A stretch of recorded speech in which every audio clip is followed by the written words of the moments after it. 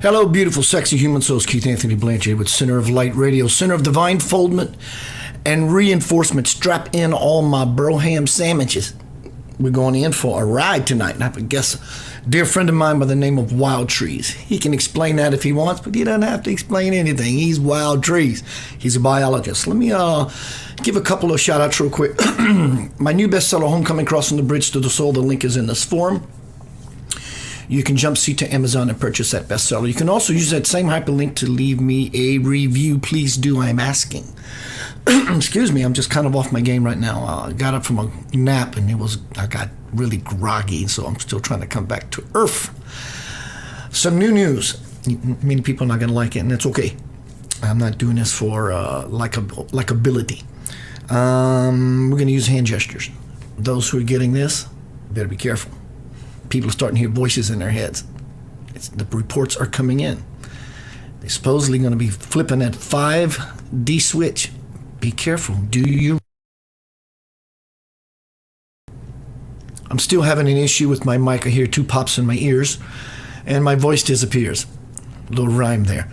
They're supposed to flip that 5D switch, that 5G switch. Excuse me, not 5D, 5G switch. And all hell's going to break loose. Be careful. Do your research. Whatever your soul chooses, maybe it's exactly what it needs. I have no idea how this is going to go. I'm just reporting things to stimulate you to do your research. That's it. That's my only agenda. Welcome to Center of Light Radio. Boy, that Nat did a number on me. Let me tell you about my guest today.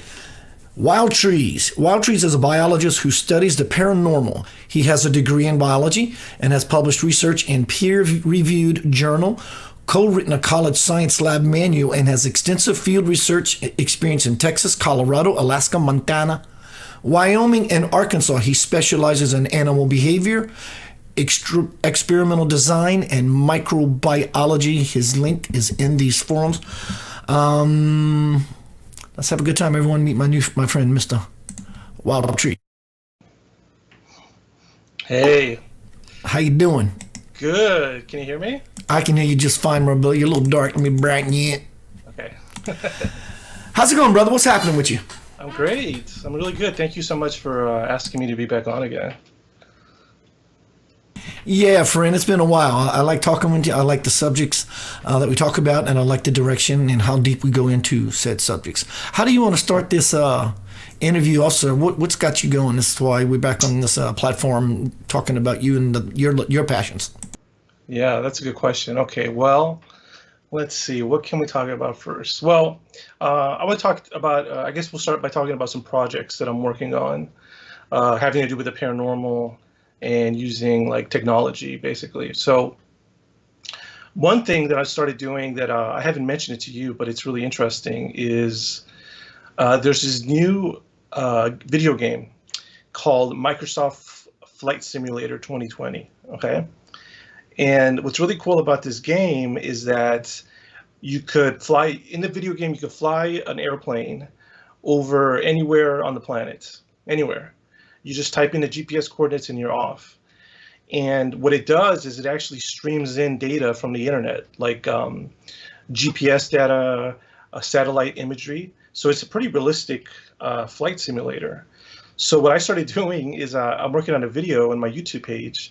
What I started doing is I started making a list of my top like UFO cases, like where do they happen? For instance, the Travis Walton case, where Travis Walton was abducted, a Loch Ness in Scotland, the Phoenix Lights in Phoenix, Skinwalker Ranch in Utah.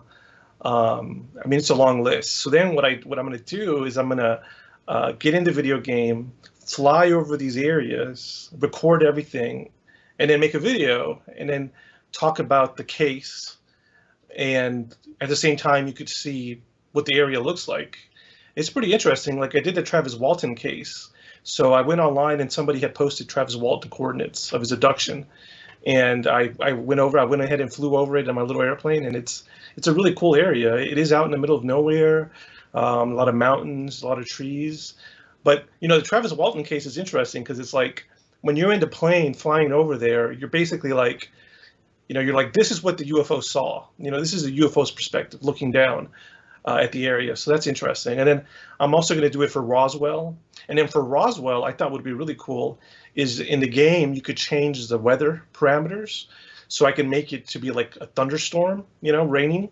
So when I fly over the Roswell site, I want to make it a thunderstorm because that's apparently when the Roswell craft crashed, it was because of a thunderstorm. Um, but that's just like a little project that I just started working on just about a week ago. And I thought it was a cool way to look at the paranormal using technology in a different way, get a different perspective on things. But yeah. You had mentioned Travis Walton. Did I read correctly somewhere recently an article that not everybody's quite so sure that this is actually a legit story? Did I read that article correctly? Because I just glanced at it. Yeah, I think. Well, I'm in the same boat as you. Yes, I did see the headlines. I did not read the article. The headlines were saying that somebody had come up and said that it wasn't 100% factual, but then it kind of died down. So I haven't seen any follow up. So I'm guessing I haven't read the article, but I'm guessing it was kind of maybe like a nothing story. Perhaps it was just somebody trying to get some clicks, but I wouldn't know unless I looked at the article. But his case has got a lot of documentation. The other thing I want to do is I want to go ahead and fly not only where he was abducted, but I want to fly over to where he was picked up. So he was picked up at like a gas station or something. So I want to go ahead and fly over. I want to fly from the abduction site to the gas station where he was picked up so we could see how far that is and what that would have looked like if you would have walked over. So that's going to be pretty cool too, I think. So when I asked you to come on the show, I said, man, what's your subject? And you said, how about paranormal news? This just in. What's some news that's happening out there in paranormal land, brother? Well, I did a search, online to see what kind of thing has been hitting the news. I mean, the latest thing that I could think of is UFO news coming out of the military, basically. So this has to do with just news that continues to come out of the Navy about UFO encounters that happened in 2014 off the East Coast and also off the West Coast. And I mean, there were some videos that were released, and they were infrared videos and they were military videos of these UFOs. What's interesting about some latest news is that there's a famous debunker named Mick West. Are you familiar with Mick West? So Mick West has a channel. You see him on TV a lot. He's written a book about debunking. He's got a website called Metabunk. So he's of the opinion that all the UFO evidence has been put forward is explainable through conventional explanations, just regular airplanes and whatever. So he looked at those videos a lot, and he went ahead and he very confidently said that they're not strange craft in the military video. They're not UFOs. They're actually just regular craft. But then what's interesting, some latest news is that there's someone who came out with the opposite view. So there's another gentleman by the name of Chris Leto. So if you go to his channel, his first name Chris, last name is Lehto, Leto. And he's an ex-fighter pilot. And so he went ahead and analyzed the videos. And he does his own analysis. And he says they are extraordinary. So that's interesting news because, for the longest time, we just had Mick over here with his analysis, his mathematics, saying that there's nothing special here. But now we have someone else who's also done an analysis who's saying there is something special here. So that's he's just a fighter pilot. What the hell does he know? Exactly. I can't believe that we're still having this discussion around the world whether this is actually a real thing or not. That's true. So, I mean, that's good to me. I mean, I think it's good someone's coming out because, the debunkers will just point to Mick West and they'll say, well, this guy has already proven that it's nothing special. Well, first of all, that's not correct. Like, one thing this is constructive criticism for Mick West, but one thing Mick West does that I don't agree with is he'll make a video, he'll make his video analyzing another video, and he'll make a statement that's very definitive. He'll say, this is not a UFO. This is just a normal plane, okay? Well, that's not scientifically correct. Like, because he doesn't know for sure if that's what it is. What he should say, and what scientists say, is based on all my analysis, all the evidence points toward the fact that it's a regular plane. But he's not saying that. He's saying, oh, it's definitely just a normal plane.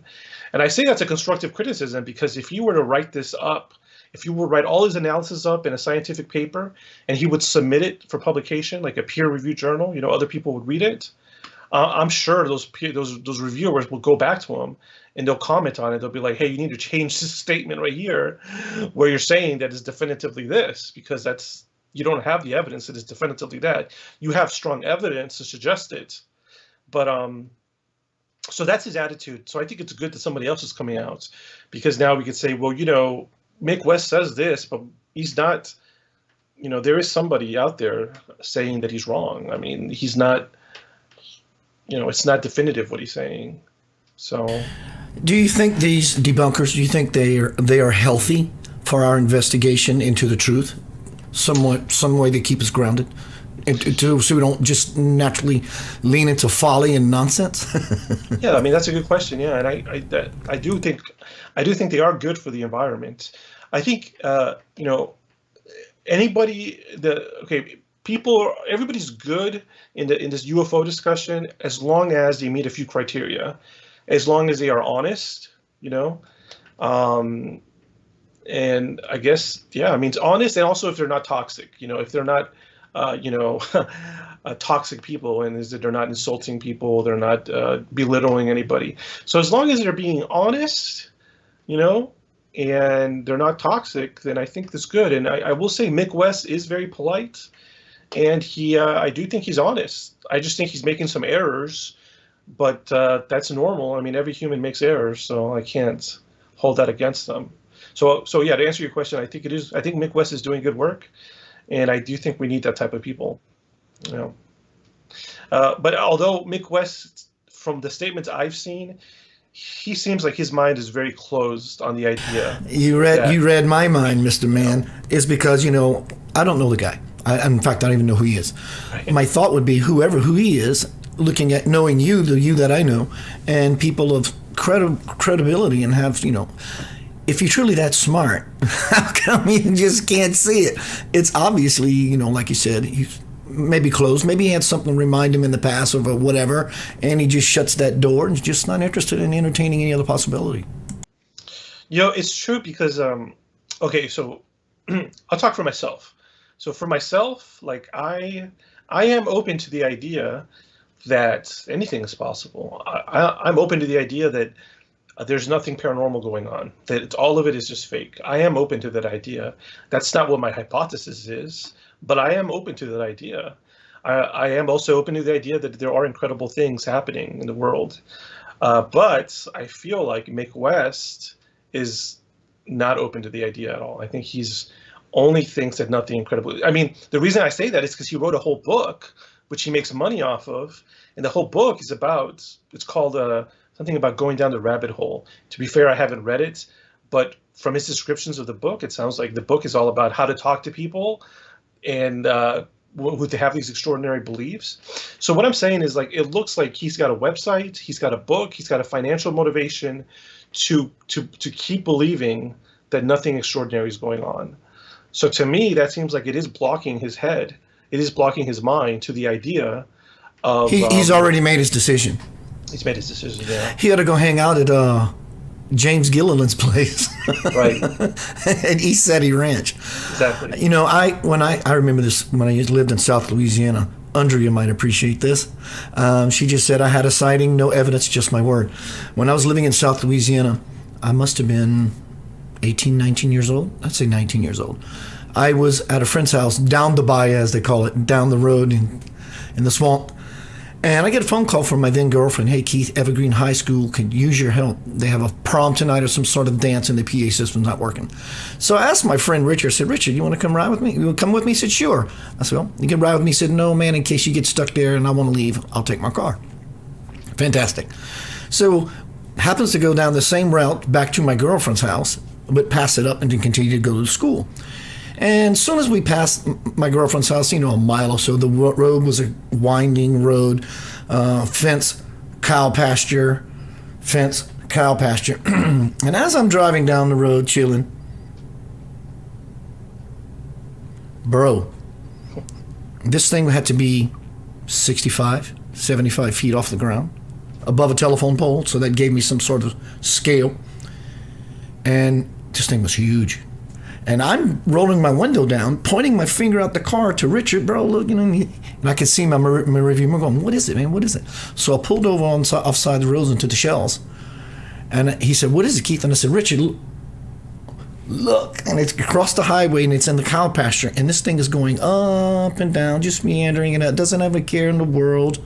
And we watched this thing for 2 or 3 minutes. And finally, it made its way over the treetop, and it was gone. Oh. So I know for myself, this thing was round. Who knows what kind of technology we had then and now that could represent some of these reversed engineered craft. Totally. But even if what I saw was reversed engineered, it's evidence that these things come from other places to where Bob Lazar and all these cats reversed this technology, and therefore the military is using them. However, and I can see why they may be seen in our night skies and called unidentified flying objects or UFOs and so forth. I give credence to that as well.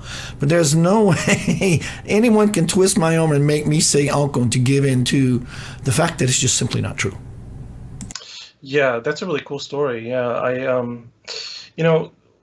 I think that the other thing, once again, I'm not putting words in Mick West's mouth. I don't want to, because I don't really, honestly, I don't enjoy his content very much, so I don't watch it very much. But from what I do know, I think he discounts he's one of these guys, which, to be fair, a lot of scientists are like this. They put all their weight under physical evidence.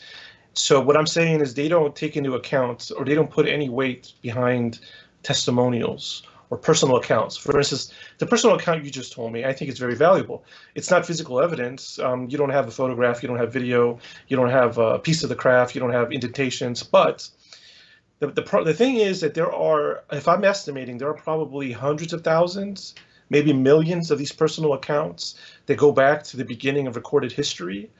And so to me, it's just too big a leap to throw all of them away, to say all of these are nothing. They're not worth, they're all just misidentifications. Because I'm not the first one to say this, but it just takes one of them to be real.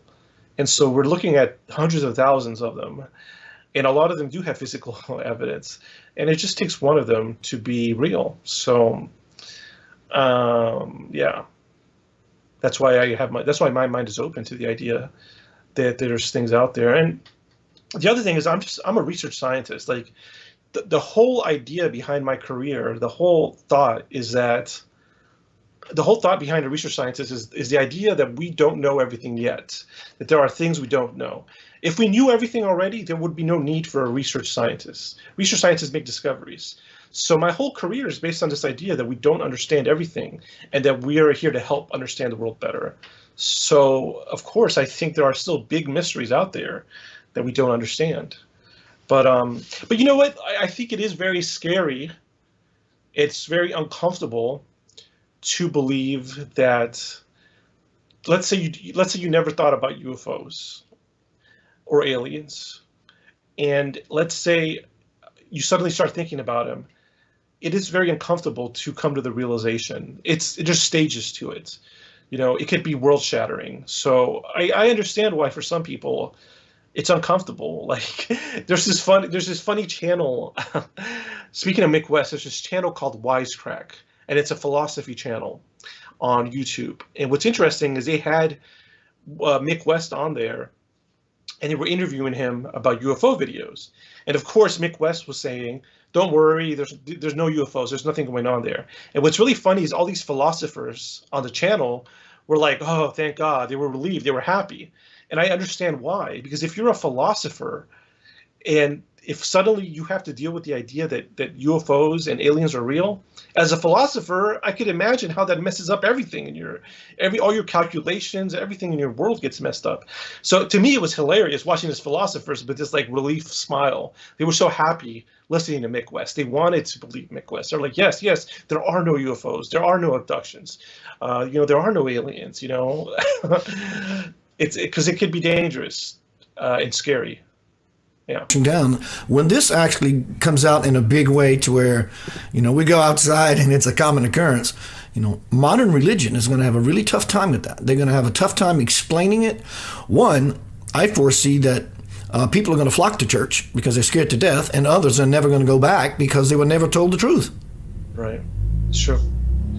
It's true. Now, I think I've talked about this before, and this sounds controversial, but like, I don't mean it to be controversial, and I don't mean to say this to be insulting of anybody's religion, but let's take Christianity, for example. To me, if I just read the Bible, it seems like Christianity is an extraterrestrial religion. It's a religion in which we worship an extraterrestrial and his hybrid son. And so I could just explain this thought. So extraterrestrial doesn't mean, it doesn't have to mean you have a big head, a big eyes. Extraterrestrial, all it means is you're not from Earth. That's all it means. You could look like a human, you could look like a duck, you could look like an angel. All it means is that you're not from Earth. Okay, if you read Genesis, and you read the first book of Genesis, the first couple sentences, it says God created the earth. Okay, so that's in the Bible. So if God created the earth, that means he's not from the earth, he's from somewhere else because he made the earth. That means he's an extraterrestrial. I mean, that's just very plainly the definition of an extraterrestrial. So Christians are worshiping an extraterrestrial. And if Jesus is the Son of God and Mary, which is a human, Jesus is a hybrid. I'm sorry. I don't mean to insult anybody, but it's your own religion. It's I right totally there. get it. It makes absolute. It's fact, really. It's what it is. It's It really fact. is. But what's interesting? A lot of Christians will just they'll get angry when I say that, or they'll get upset. But it's like, look, I'm not trying to insult you, and if anything, I am doing a very literal interpretation of the Bible. That is literally what it says. And I don't know why. I guess because those people think they associate extraterrestrial with bad. Maybe that's because that's what we have grown up to believe is that. But here's the thing. We are extraterrestrials to someone else. I mean, because there probably is. Most skeptics would probably believe there is life on some other planet. Who knows how far away? If there is life on another planet, that means that we are also extraterrestrials, because that means that to them, we're extraterrestrials. So I don't think extraterrestrial is a naughty word. I don't think it's an insult. It just is what it is. Yeah. I have to agree. And, if it's not of the earth, then it's, we are terrestrials, and if they're extra, we always look up. God is up. Yeah. And a lot of religions are extraterrestrial. Like I think Islam, if you look at their story, is an extraterrestrial religion as well. It has a creator of the planet, and probably some of the other major ones. I'm not sure. The Mahabharata talks, 5,000 years ago. Krishna and the tribe of Hinduism, they were at war with a freaking alien race, and they set off a nuclear bomb. And even if you go further into the Bible, it talks about Ezekiel, wheels within wheels. What is another? The story of Enoch.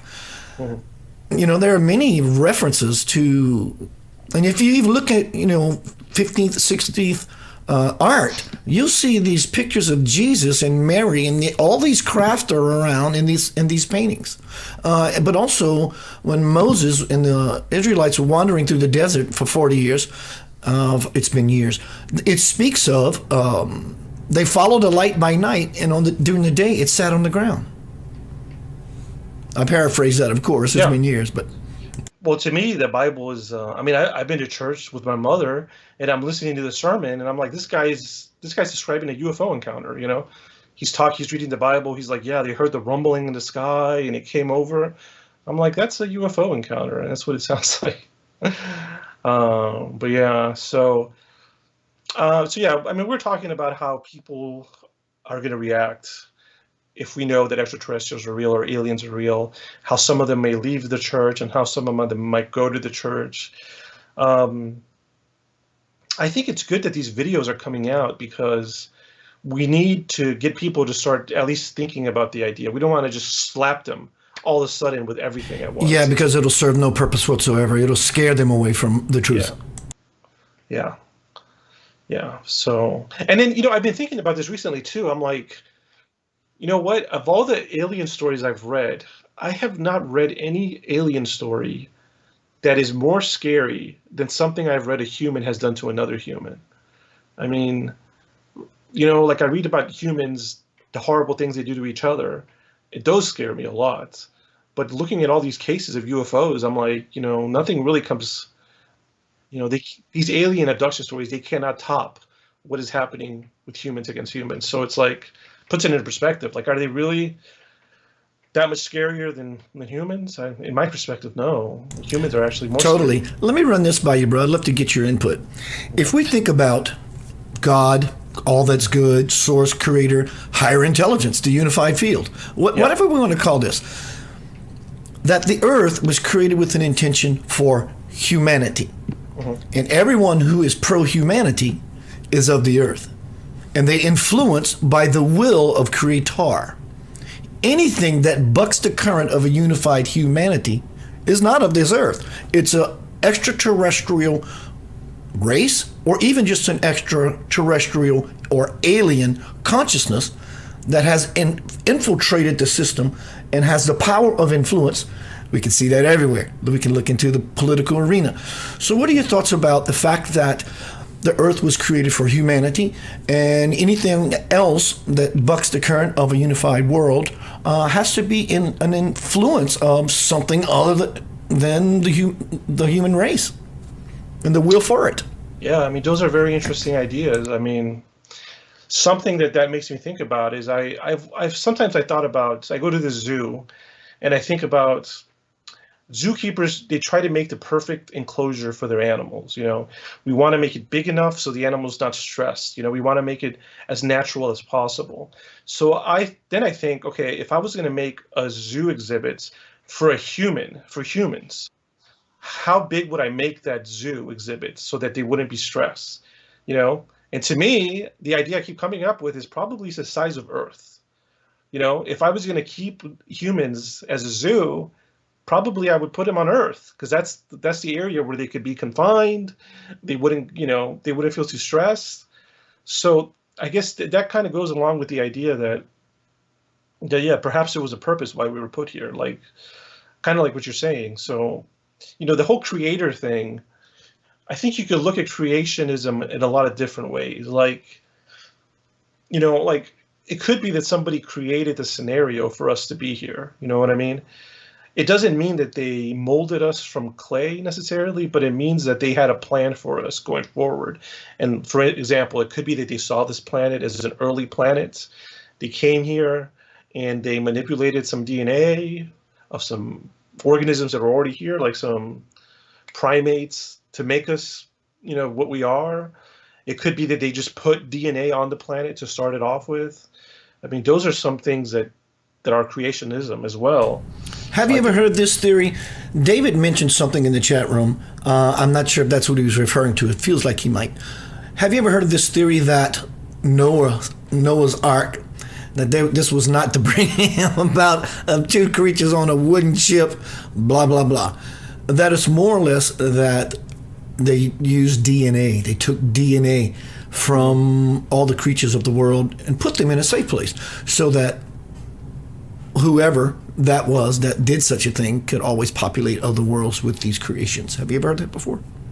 No, I haven't heard that exactly, but I have heard, I mean, I think that's a great idea, because I do think that if we look at some of these older stories, not just in the Bible, but these older myths, it is, I think it is more beneficial to look at them as symbolic, not necessarily as literal, So looking at Noah's, Ark story as literal, there's a lot of holes in the plan. But if we look at it as symbolic, like instead of a physical ark made of wood and two of every animal, we were instead collecting all the DNA. That does sound like a great idea. I do see why another race would want to do that. I mean, humans are doing that now. There are seed vaults. There are called doomsday seed vaults, where I think they're like in the Arctic, or maybe They sure are. They sure yeah. are. in case of humanity being wiped out or some disaster, we are saving all these seeds from all these different plants. So the idea of that is a very interesting idea. I haven't heard it exactly said like that, but that could be possible. Yeah, for sure. You gave me a video to look at. I really enjoyed that banter back and forth with you, brother, about the possibilities. You know, I'm gonna divulge it. They are extraterrestrials, not only in the skies, they're living on Earth. I befriended one for 4.5 years. It worked through the body of a human being. And this wasn't just a channel to where he's mouthing words from another intelligence. This being was superimposed over a woman. I know it's all real. So all that being said, I enjoyed that conversation with you, sir. Let's move into the segment since we're at the bottom of the hour. You sent me a video and you want to talk about an article. Yeah, do you want to do the video first or the article? I'll leave it to you. This is your platform. Oh, let's do the video first. All right, I might have to do a little adjustment here. A friend of mine, Jody, says she does have a UFO footage. I'm assuming she captured it. She's supposed to be getting it off of her laptop and sending it to me. And if that's the case, I'm going to post it up a little bit. Then we can kind of touch base on that real quick and then come back. But let me see if I can find this video real quick, everyone. Okay.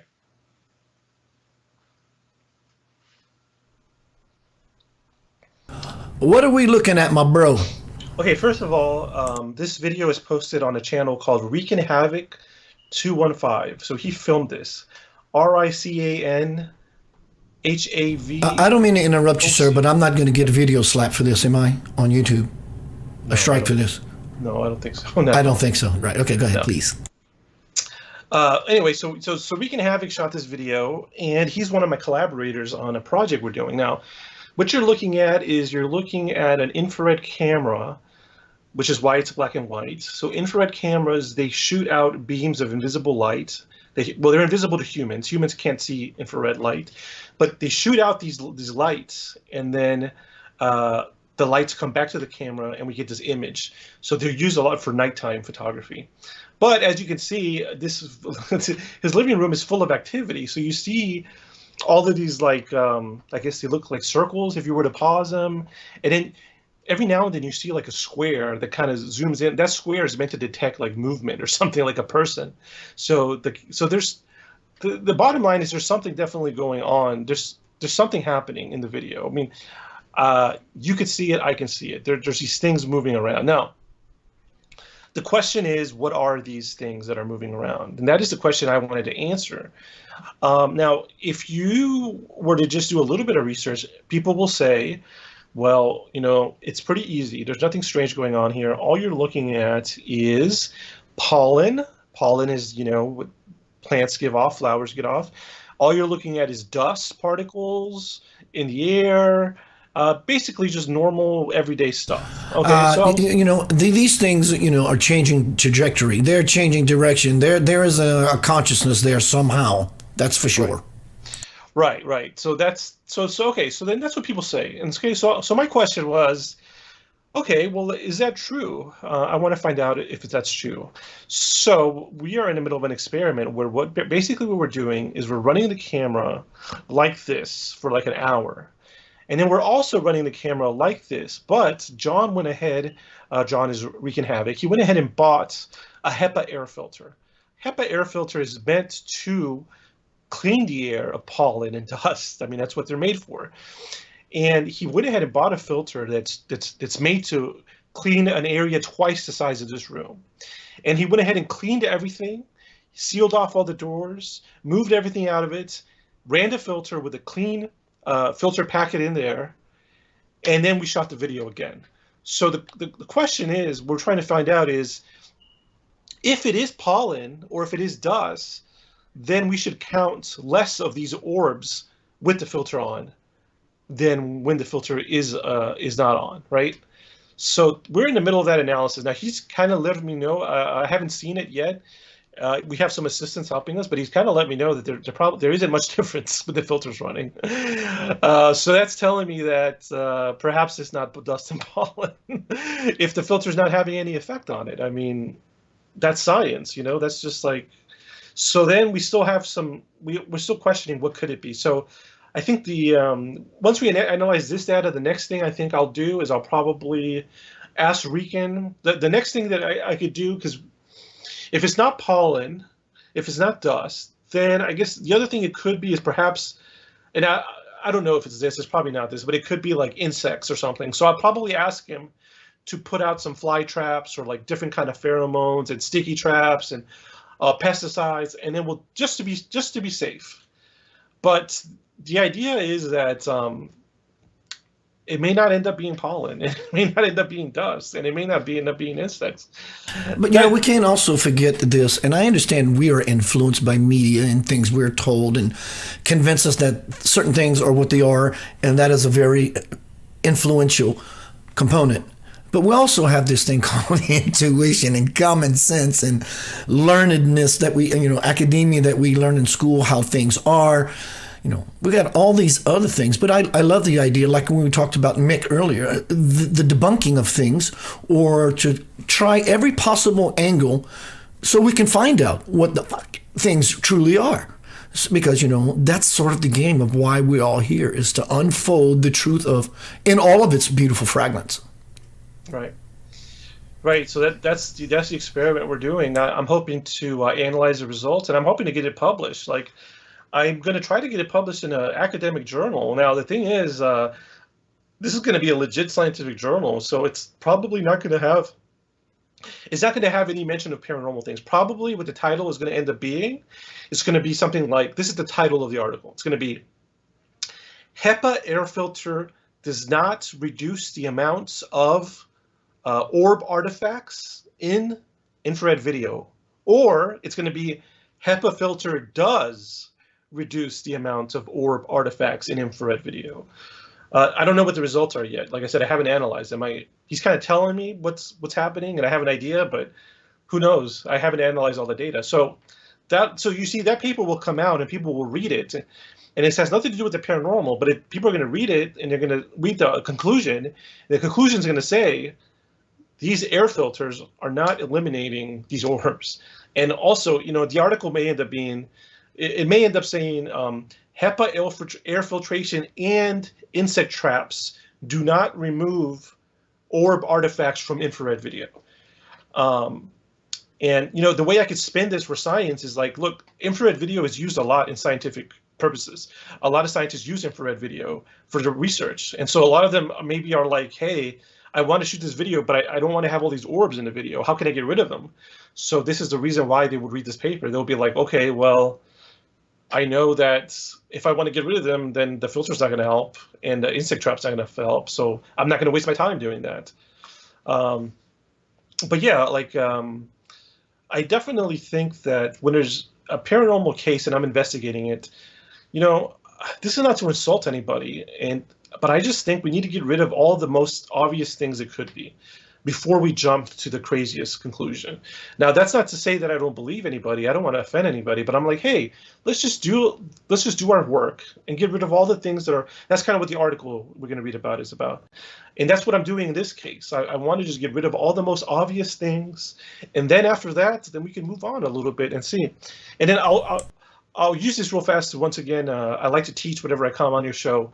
So I just want to, once again, give the definition of science and how we're using science in this case. So basically, science is all it is a tool. It's a tool we use to answer questions.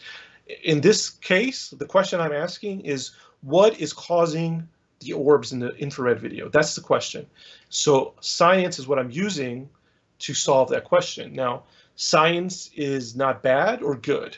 You could make it bad, you could develop weapons with it, or you could develop cures to diseases with it. So, the humans who operate science can make it good or evil, but science on its own, completely benign, does not have good or bad intentions. It is just a tool to answer questions.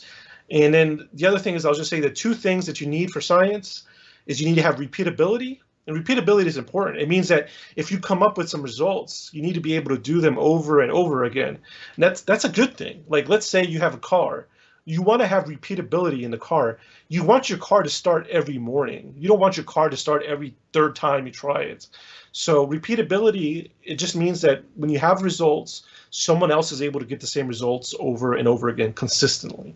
And that's a good thing. And then the other thing that science has is falsifiability. Falsifiability, it is a bit of a harder concept to swallow, but falsifiability is the ability to prove something wrong, not the ability to prove something correct. But yeah, that's my little science lesson for today. I've loved it. I would like to acknowledge Kelly. She asked the question. She did, or asked, yeah, let me make sure I can, yes. She says, I don't have children, but is it possible I have kids on another reality?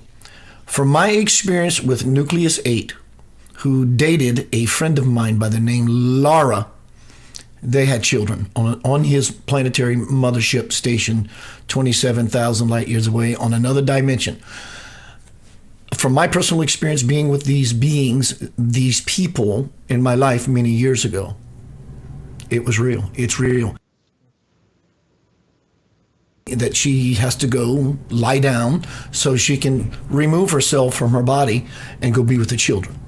But if we look at the idea that, there are infinite realities and that we live and dwell in every place all at once, and this goes into the spiritual stuff, even though tonight is a little more scientific, which is all spiritual and all scientific, then my answer would be yes, you can very well. I'm sure we all have children on other realities because we live in many different places simultaneously. We're multidimensional beings on levels that science is beginning to unfold. So, yeah. Yeah, and I will say, to my attitude toward the paranormal and paranormal claims is this: like, I will listen to any story, no matter how, I don't want to say ridiculous, how wonderful, how bizarre, how different the story may be. What I'm looking for is hints. Whenever I listen to a story, I'm looking at hints and patterns. I'm trying to see, is this story have a hint to what might be going on? Is there a hint to how I may start researching this? Or is there a pattern? Have I heard a similar story before? And those hints and those patterns I listen to is what I use to start a project. And then once you start a project, you can start getting some results. But, like what you said, a lot of these ideas you're talking about, like having children in other dimensions or realities, that very may well be true. But human understanding is just at a place where it's like we're barely crawling as far as our understanding of how that works. And maybe some individuals like yourself, maybe you understand it very well. When I say that we're crawling in our understanding, I mean the human race as a whole. Yeah. Yeah, we're 3 years old. Yeah. He's starting to stand up, but we're still falling out, honey. Exactly. Let's talk about this article, bro. Okay, so let me pull it up. I'll do the same. Okay. I'm going to disappear from screen. That way people can get into your girl and your space while you do your thing, Okay. my bro. Okay, so if people, I'm going to read an article or talk about it, but I'm going to go ahead and give credit to where the article's at.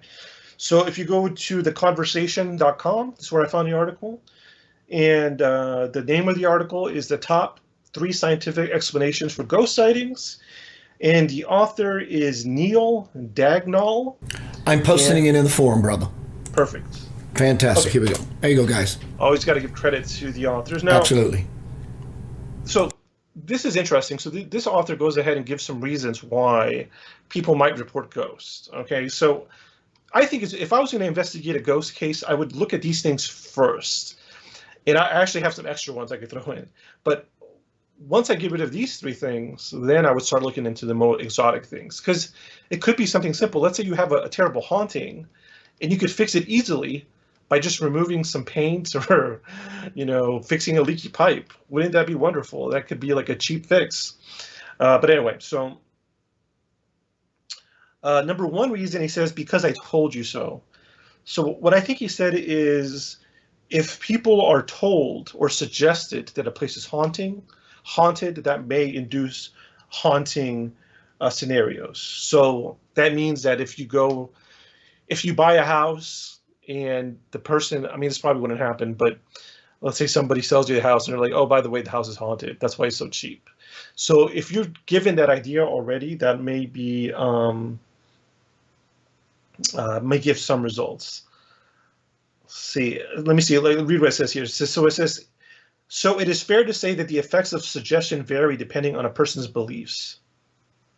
And of course, paranormal believers are prone to endorsing alleged paranormal phenomenon, while skeptics will deny the existence of the paranormal. So basically, it's saying that like you bring in your own attitude toward the paranormal. So this is important. For instance, if I was investigating a haunting case and I could pick up from the family that lived there, let's say it was a family, that they're highly religious, they're devout Catholics or whatever, and they're talking about demons and gargoyles, well then I would take that into consideration, as opposed, that would be different. Let's say we have the same house, but a different family, and let's say they're just atheists, and they're just talking about like, yeah, there's all these weird things happening, that's something to consider. So I think we should all go into a paranormal case with an open mind. We should not have our mind set on what it is.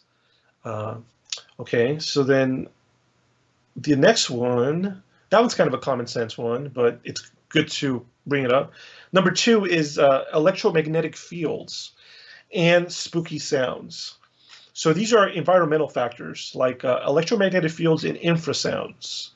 So it is possible that these electromagnetic fields may induce people to feel like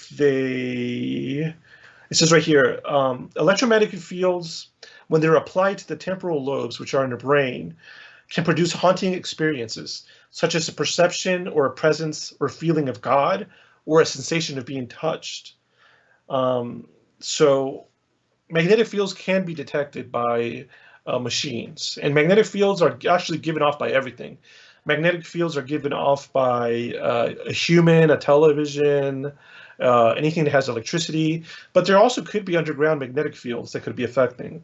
So, this is nothing paranormal. This is just a natural field that's in nature, or a man-made field if it's given off by a machine, but it can make you feel like very, very scary. So that's something to consider as well. And then infrasound are audio frequencies below the range of human hearing. And so they could also be, okay, here's an example. It says, contemporary pieces of live music were laced with infrasound, which is sound below our perception. The audience were asked to describe the reactions to the music. So a lot of people said they felt chills down their spine, nervousness, waves of fear, or uneasy or sorrowful emotions. So these are 2 natural things that can happen in nature that we could detect them. So it could be something as simple as, getting rid of that electromagnetic field, or the infrasound. Infrasound can be caused by wind going through a pipe or like a creak in the door. So these are things we should consider. And then we have toxic hallucinations. These are reactions to toxic substances, such as, this is a big one, carbon monoxide, formaldehyde, and pesticide, and also fungal hallucinations like toxic mold. So these types of chemicals can also make you have hallucinations and may make you feel like you're having a haunting. And this could be because you have poor air quality or poor ventilation. Now, what's interesting about these things is like, a lot of these things, I would associate them with a traditional haunted house. Let's say you have a haunted house. Well, the traditional haunted house looks old and it looks creepy, okay? So if a house is old and creepy, what does that mean? It means it probably has mold, it probably has weird leaky pipes and leaky air vents, and it probably means you're already scared before you go there. Now, once again, that doesn't mean that there isn't a real haunting going on. I'm just saying these are things that we need to consider before going into them. And then the one I wanted to add is that for a long time, I was an animal trapper. So I would go in people's attics and I would catch like raccoons, possums, birds, rats, raccoons, squirrels. There's all kinds of animals that could live in your walls. And so I think that's one I would look at as well. I mean, because people hear banging or running in a wall, it could just be an animal that lives there. And the thing is, here's the thing, all these things are real problems. They are actual problems. They need to be addressed. So let's not discount haunting stories. It is a problem if you have animals living in your house. It is a problem if you have carbon monoxide poisoning. It is a problem if you have infrared sound or electromagnetic waves. And it is a problem if you're afraid of where you live. These are all real problems that need to be addressed. But yeah, I just thought that was an interesting article, looking at how we could apply science or some of the first steps we should take when investigating a paranormal case. I love it. It just filters out all the bullshit. Yeah. It leaves, it's sort of like sculpting, stripping away everything to you left with the essence. It simply reveals itself. There's no more guesswork to be done because you've done all the stripping away of by simply asking questions. I've always say a question is more powerful when you don't answer it. It's true. When you ask a question and you leave it alone versus, I'm asking a question and you get an answer and you hit fantastic. It's not the end all. It's not the actual summation. It's not the final answer. So when you leave the question open-ended, the answer and its greatest possibility simply begins to reveal itself. That was fantastic, brother. Cool. Thank you. Yeah. Wow, time has flown. You wanted to talk to me a little bit about a possibility or the sureness of publishing some of your work. Yeah, so I know you're experienced in this, so I wanted to just get your opinion. So here's what I was thinking. I want to publish a book, probably a graphic novel based on I have some ideas for doing a paranormal research project, but they're too dangerous to do. So I was like, well, ideally I would like to do the experiment, but it's unethical, it's too dangerous. Why don't I just write a story, a fictional story where it happens? So I was probably going to write it as a graphic novel, probably going to hire a graphic artist to illustrate it for me. And then I was going to self-publish it. I was probably going to buy a little press and print and bind the book by myself and sell it. I just thought it'd be fun to do. So I just want to know what are your ideas on that? If you want to publish versus doing the work yourself as far as the binding and stuff, yep. I strongly suggest lightning source. I've done it all.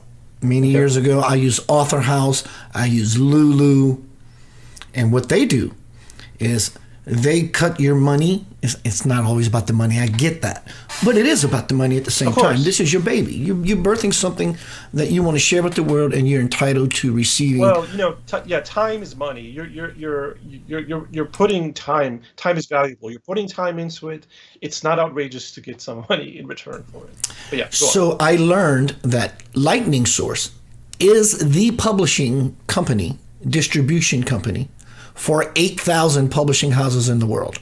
So what happens is when I was with Author House, I had to pay, this was many years ago, $12 and let's pick a number, 85 cents per copy of the book, because Lulu and Author House wanted their cut. And then one day, some lady, I don't know how or why she did this, she goes, Mr. Blanchard, I could get fired for this. Don't tell anyone. I said, you got it. She goes, we get our books from Lightning Source. They'll take you in immediately. And my book cost dropped down to $6 and something. Now we're talking a 350-page book called The Divine Principle. So if you're going to go that route, but you come up with a book, and I know people in the business that can possibly, take care of you in a published way versus a self-publishing way. Mm-hmm. But yeah, it's a journey. It's fun to watch your baby come to life. It's really cool. You're writing things and it's starting to gel, and you're putting things in perspective. You're coming up with chapter names. You're getting a good cover done. It's a really cool process. Cool. And then one other little detail was like, would it be easy to transition from me doing the self-publishing, selling myself, to then moving to the larger publisher, like a publishing house? Is that an easy process to do? It's always about you. You are always the brand. That's for sure. If that's what you're asking. As far as the process and the transition, and it could go the other way. You could have such a quality product that it will brand you. Mm-hmm. So it's a two-way street. Like I'm thinking about, are you familiar with Missing 411, Dave Paulides? No. Okay. Well, Missing 411 is a series of books that are incredibly popular, and Dave Paulides is he's an ex-police officer who's basically investigating these missing people cases in state parks that are very mysterious. So he's writing these books based on actual missing people cases, and I'm pretty sure he self-publishes because he sells it on his own website. So I was just curious. I think he's done very well for himself actually with this self-publishing. Yeah. That's absolutely. I know people in the music business who were trying to get record deals. Well, that whole system is squashed. You can, in fact, I have a full-blown state-of-the-art recording studio in my home. Likewise, you used to want to get a book deal. Now you can do it yourself. I know people who, back in the Napster days or whatever those audio platforms were, they made more money and sold millions of records without going to getting a record deal, which they're going to take their cut. And they're going to take a huge cut, and you're going to be eating ramen noodles and tuna fish for the rest of your life while you're on the road trying to make a living. But yeah, I mean, I guess it's all depends on the fire in the belly, the fire in the person, and their networking ability. Yeah, because I thought if I did my own self-publishing, I printed the books at home and I binded them, I would probably just give a lot of free copies to people like you, my good friends with shows, give you a free copy and then come on the show and talk about it. And that's how I would kind of market it, word of mouth kind of thing. Yeah, and if you have a huge following in a certain, so let's say you write blogs all the time and you got some there readers, you do a YouTube channel and you got an audience there. Of course, when you come up with a book, bang, I mean, it's just going to go through the roof. My book, this one, went bestseller in a matter of a few hours in England, just like that. It Wow. got to number 6 on Amazon, which is the top 100 books at every hour. If you are in the top 100 books in any particular genre, I've done this before with my first book. We would sit and wait for the hour, and we'd hit refresh, and it'll show you your status. So yeah. Cool. Yeah. Well, thank you for that advice. Yeah, bro. And anytime you are at any place in this game of publishing and you have a question, just ask me, man. It's all good. I love it. I'm thinking about doing a new book myself. In fact, it's pretty much already written, called Radical Transformation, which happened to have started when I was watching over a friend's house, and she went to England to visit her mother. And something said, I'm sitting on the sofa bored. I can't stand TV, so I'm not watching TV. And I hear, Keith, pick up your phone, go sit by the fireplace and get at it. What am going to get at? Do what you did with the Divine Principle. So I grabbed my phone, turned it on, and start talking about you can have it all. And after about 8 of these videos, I realized something was happening. So I kept doing it. And then when I went from the phone into a platform like we're seeing now, I realized after 8 videos, there's a book here. So all I did was pay someone to transcribe everything I just off the cuff spoke about into context. And then I grabbed things and moved them around and put them into chapters. And I even included the dialogue of the audience that was in there. And I got their name, for example. Ted Ruiz is here. If he would have said something, I would have said Ted R. period. I didn't say his last name. And it actually supports and makes the book as well in contrast as the information itself, because there's now people involved. So I thought it to be really cool. So how far are you into this possible book? Well, it's interesting you mentioned how you did your last book, because I want to. The book is based on a podcast episode I did that's 2 hours long. So I already have, I guess if I transcribe that, that's probably several pages long, 2 hours worth of text. And I have all the story beats already in my mind. I haven't written them down. But I think like the big thing I want to do is I do want to find a graphic artist that can that I could hire. I mean, I'm probably gonna have to invest some money, but I'll tell him like what, because I want it to be like, it's not exactly a comic book. A graphic novel are kind of like black and white. So I do want to hire somebody to tell them kind of what I want to happen, and then go ahead and have them do the work. I know the guy. Oh, you do? Oh, his name is Rick Floor. Yeah. RIK R-I-K? No, I think it's R-I-K, Floor, F-L-O-H-R. I think he's Scandinavian of some sort.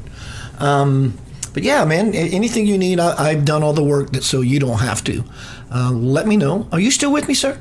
Yeah, I'm still here. I'm just fixing some technical difficulties. I saw your screen behind you turn white, and I was thinking, they're here. Exactly. They're here. Mommy. No, I'm going to fix it here in 1 second. But yeah, okay.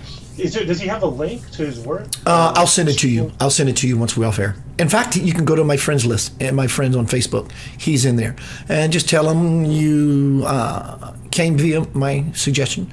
And he'll send you to his website. My God, this guy is redonkulous. Gotcha. Everyone, Keith Anthony Blanchard here, hanging out with my friend Mr. Wild Trees. We've been talking about paranormal news all night. We went the alien route, extraterrestrial technology, as well as the ghost stuff. We looked at a video of orbs for those just arriving. I'll give you a quick peek of these orbs. If you want to know more about what transpired when we was in that segment of this interview, just go back and check out the entire interview. I really had a good time talking with you, my friend. Is there anything you would like to leave us with, sir? I do have a YouTube channel. I would like people to go ahead and subscribe. That'd be great. I want to make that video that I talked about where I fly my plane using Microsoft Flight Simulator, all these paranormal hotspots. I did a couple of them, and they look really cool. And it's super cool, like thinking about a case one of your favorite cases, and actually like looking at what it looks like in that area. But yeah, maybe I'll just comment something on this video, and then you could click on my name to go to my YouTube channel. But that would be great. Bro, let's do this again. Keep me posted with sort of news happens in the paranormal arena, or where you at in your dance towards your bliss. Sounds perfect. Thank you so much. Always good to see you, my friend. You're welcome, always. Everyone, Keith Anthony Blanchard here, Center of Light Radio. I took a break from doing interviews for a while. I needed it. I've been doing it years, 12 years, blood, sweat, and years, and I loved every moment. I love learning, like my guest tonight, Wild Trees. You can't choose, but keep your mind open. It'll keep your heart open. To keep your life open to beautiful possibilities. I know life can be scary, especially this time that we're living in. So what do? You don't close down. You open up. Well, Keith, it's just so crazy. Why would I want to open up to this thing that's happening in the world or in my life at this point? It's the only way you're going to find a solution to the problem. Because, like Einstein said, you would not fix the problem with the same mindset, heart set, attitude set that caused the problem in the first place. You just can't do it. It's insane. It's just erroneous, and it will never happen. But I can tell you what is going to happen tomorrow night. I'm going to do another presentation. I think I don't know what I'm going to do. I have a few ideas. I made some banners, but it'll be a surprise to me as well as will be to you tomorrow. My friends, I love you. Stay grounded. Dear Lord, stay grounded. You're going to need it. I'm going to need it. We're going to need it. We need to get seated with beautiful possibilities. The world is going to get really, really loud. So what I suggest is you get really, really quiet and hear everything that is not being said or revealed. And then you will see before anyone else, and you will find firm footing for the peaceful shore that you are wanting so beautifully. Peace, love, and light. See you soon.